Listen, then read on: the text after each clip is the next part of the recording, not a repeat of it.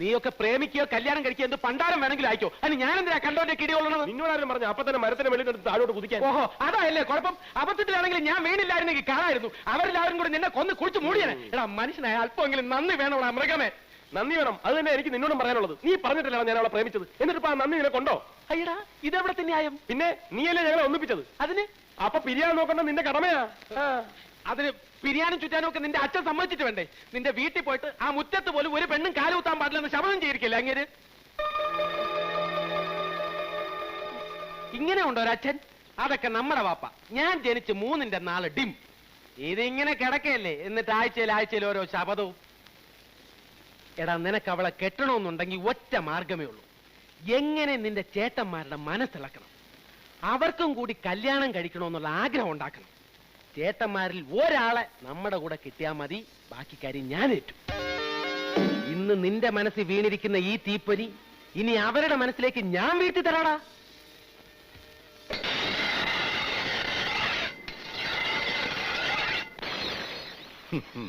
ഇനി എനിക്കൊരു കല്യാണം ഈ പ്രായത്തില് നിനക്കൊക്കെ എന്താ ഭ്രാന്തുണ്ടോ? വലിയേട്ടൻ അതിനും മാത്രം പ്രായമൊന്നും ആയിട്ടില്ല. ഇതിനേക്കാളും വയസ്സന്മാര് കല്യാണം കഴിക്കുന്നില്ല ഏട്ടാ. അത് നല്ല കിളി പോലത്തെ.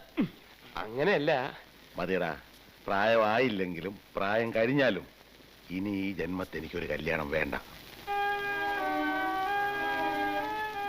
ഒരിക്കൽ ഒരുങ്ങി കെട്ടി ഇറങ്ങിയവനാ ഞാൻ. അന്ന് ആ കല്യാണം നടക്കാതെ പോയതിൽ എനിക്ക് ദുഃഖമില്ല. അതൊരു ദുരന്തമായിട്ട് ഇന്ന് വരെ തോന്നിയിട്ടുമില്ല. പക്ഷേ അത് നടത്താൻ ശ്രമിച്ചപ്പോൾ ഉണ്ടായ ദുരന്തമുണ്ടല്ലോ, അതെന്റെ മനസ്സിൽ നിന്ന് ഒരിക്കലും പോയില്ല. ഇപ്പൊ കല്യാണം എന്ന് കേൾക്കുമ്പോ നമ്മുടെ അമ്മയുടെ പൊതിഞ്ഞു കെട്ട ജഡവും കയ്യാമം വെച്ച് 2 വശത്തും പോലീസുമായിട്ട് നടന്നു പോകുന്ന അച്ഛനുമാണ് മനസ്സിൽ. അതെല്ലാം മറന്നിട്ട് ഇപ്പൊ ഞാൻ കല്യാണം കഴിക്കണം അല്ലേ? അയ്യോ വലിയേട്ടാ, വലിയേട്ടന്റെ മനസ്സ് വിഷമിപ്പിക്കാനല്ല ഞാൻ വന്ന് പറഞ്ഞത്. ഇവന് കല്യാണം കഴിക്കാൻ വേണ്ടിയിട്ടുമല്ല അല്ലേടാ. നമ്മുടെ കുടുംബം അന്യം നിന്ന് പോകരുതല്ലോ എന്ന് വിചാരിച്ചാ. പിന്നെ അന്യം നിന്ന് പോവാൻ നമ്മള് സിംഹവാലം കുറങ്ങല്ലേ? പോടാ. അല്ല, നീയും പോടാ. കൊല്ലും ഞാൻ. എന്നോട് കല്യാണം കഴിക്കാൻ പറയാൻ നീ ആരടാ? പറയണോ? എന്തിനാടാ ദിവസവും ഞാൻ ഹനുമാൻ സേവ നടത്തുന്നത്? മാസത്തിൽ 5 ദിവസം തിരുവല്ലാമലയിൽ പോയി തപസിരിക്കുന്ന എന്തിനാടാ? പെണ്ണെന്ന നശിച്ച വർഗം എന്നെ മനസ്സിലാക്കാണ്ടിരിക്കാനാ. അങ്ങനത്തെ ഒരു നിത്യ ബ്രഹ്മയാളുടെ മുഖത്ത് നോക്കി കല്യാണം കഴിക്കാൻ പറഞ്ഞ നിന്നെ വേണ്ടെന്ന് പറയാൻ നീ ആരണ്ട? നീ കുറെ നാളായില്ല തുടങ്ങിട്ട്. നിനക്ക് എന്താ വേണ്ടേ? ഞാനിവിടെ വെറുതെ വന്നതാ. ഇവന്റെ ക്ലോസ് ഫ്രണ്ടാ. ക്ലോസ് ഫ്രണ്ടാ. ഫ്രണ്ട് തെണ്ടി. ഞാനിവനെ ക്ലോസ് ആക്കുന്നതിന് മുമ്പ് നീ ഇവനെ വിളിച്ചോണ്ട് പോടാ. എടാ, വിളിച്ചോണ്ട് പോവാൻ. ആഞ്ജനേയ, ഈ ഭക്തനെ കൺട്രോള് തരില്ലേ? ദേ നിൽക്കണം അടുത്തത്. ഒന്നും ചോദിക്കാൻ നിൽക്കണ്ട, വെറുതെ വന്നാണെന്ന് പറഞ്ഞാ മതി. നിക്കടാ. ഞങ്ങളിപ്പോ കല്യാണം കഴിക്കണമെന്ന് നിനക്കെന്താ അത്ര നിർബന്ധം? 10 വർഷം മുമ്പ് ഇതും പറഞ്ഞ് ഈ 2 ചേട്ടന്മാരുടെ പിന്നാലെ നടന്നവനാടാ ഞാൻ. അന്ന് അച്ഛൻ പറഞ്ഞ എന്താണെന്നറിയോ? മൂത്തവർക്ക് വേണ്ടാത്ത കല്യാണം നിനക്ക് വേണോടാന്ന്. അന്ന് ഞാനും ഒരു തീരുമാനം എടുത്തു. എനിക്ക് കല്യാണം വേണ്ട. ഈ കുടുംബത്തൊരുത്തരെ കല്യാണം കഴിക്കാൻ ഞാൻ സമ്മതിക്കില്ല. അല്ലേട്ടാ, അതെ നീ ഒന്ന് നീ ഒരുത്തനെ ഇവനെ കൂടെ കൊണ്ടുനടന്ന് വഷളാക്കുന്നു. മേലാൽ ഇവന്റെ കൂടെ നിന്നെ കണ്ടാൽ കാലിന്റെ ചിരട്ടയാൻ തല്ലി പൊട്ടിക്കും. ഇനി വന്നേ. ഞാനൊരു കാര്യം പറഞ്ഞാൽ നീ അതേപോലെ ചെയ്യും. എന്താ? വല്ല എലിപ്പാഷണോ മേടിച്ച് കുറുക്കി കൊടുക്കണ 3 ചത്തു തൊലയിട്ട്. ഇടാ, ഇങ്ങനത്തെ 3 ചേട്ടന്മാര് ജീവിച്ചിരിക്കുന്നിടത്തോളം കാലം നിനക്ക് കല്യാണം കഴിക്കാൻ പറ്റുന്ന പ്രശ്നമില്ല. നിന്നെ നല്ല ചിലപ്പോ എന്നെ പോലും കല്യാണം കഴിക്കാൻ സംഭവിക്കില്ല. അതുകൊണ്ട് നമുക്ക് ഇവിടെ വെച്ച് പിരിയാം. നിനക്ക് നിന്റെ വഴി, എനിക്ക് എന്റെ വഴി. Good bye.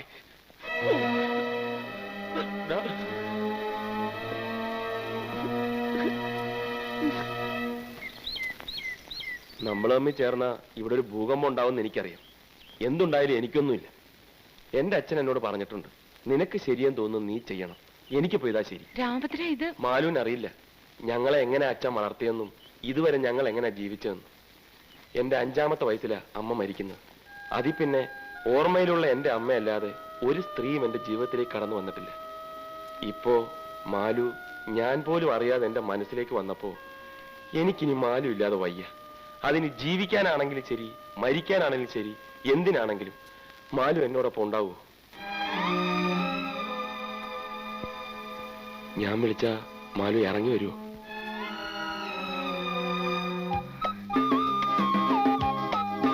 രാമഭദ്ര എപ്പോ വന്ന് വിളിച്ചാലും എവിടേക്ക് വിളിച്ചാലും ആ നിമിഷം ഞാൻ ഇറങ്ങി വരും. പോരെ?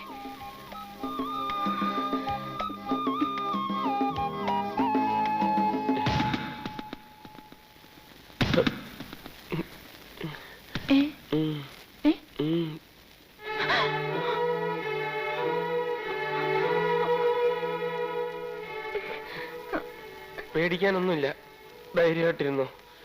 ഹലോ, കുറെ നാളായല്ലോ കണ്ടിട്ട്, എവിടെ ആയിരുന്നു?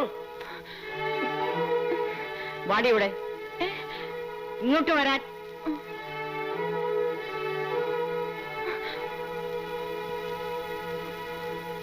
എടിയും മിടുക്കി, നീ അവന് വളച്ചില്ലേ? ഇപ്പോഴാ നീ അച്ഛമ്മയുടെ മോളായത്. ഇപ്പൊ എങ്ങനെയാ? നീ പറഞ്ഞ അവൻ പോയി വെട്ടുവോ ആ 500 തല?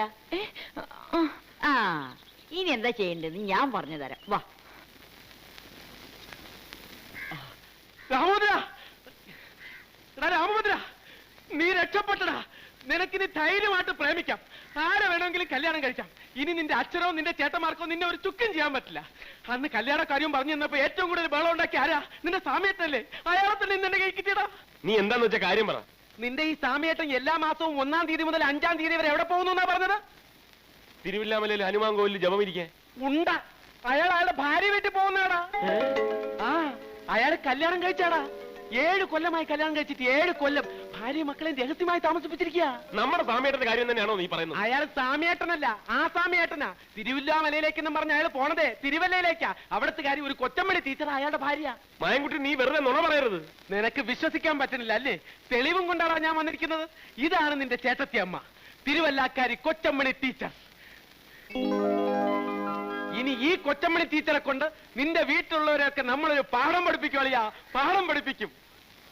അങ്ങനെ ജീവിതത്തിൽ ആദ്യമായിട്ട് നീ ഒരു നല്ല കാര്യം ചെയ്തടാ. വാ.